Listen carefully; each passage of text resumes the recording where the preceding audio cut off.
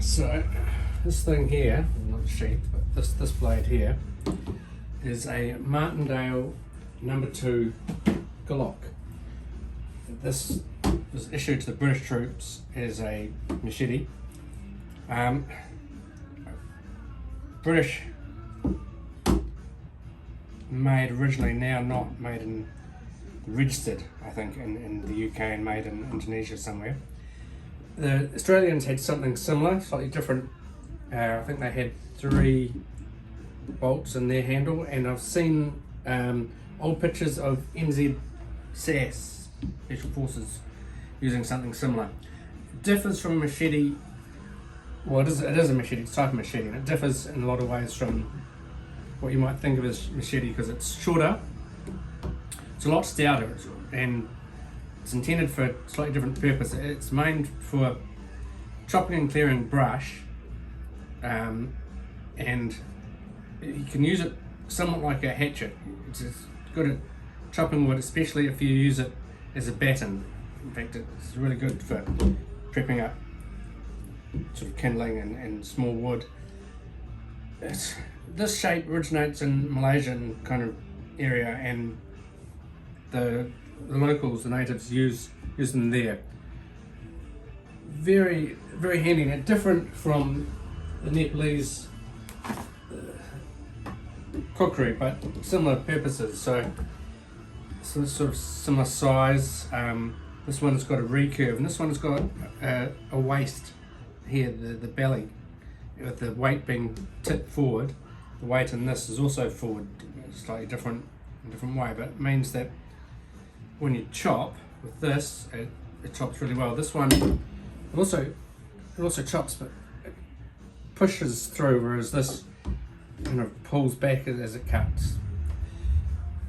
And I like, as you know, I love machetes, cookeries in particular, but the thing with this is that to a Westerner, this kind of looks quite offensive. It's got a huge tip, it's got this strange waist, it's got a handle which people would find a little bit weird at first. My one is a leather handle, most of them are wood.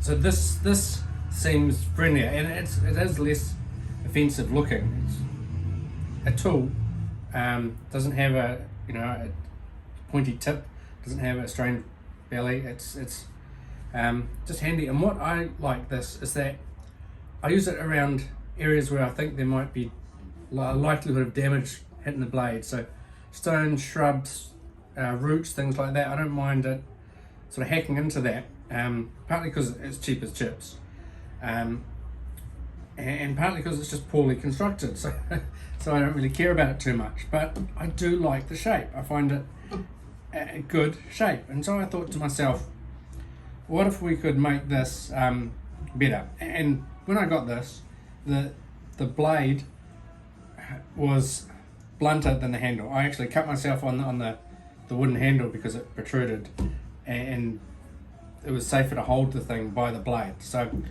I've now got it fairly sharp, but like I said, it's poorly constructed, and the reason is several reasons. One, the steel, it's a 10x steel, probably 1045, 1055, very poor, very soft. Now that's handy for the trooper who has this, because they get issued this and some files, and they, not whetstones or anything like that, but files, and they sharpen it with that.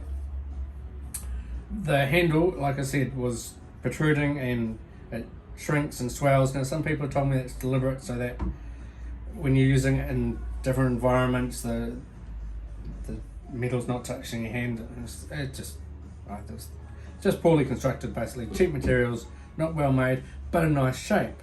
And so I thought to myself, how could we make this better? So I bought some different steel, and I traced this shape out into that steel. Had enough to make 2, so I'm making 2.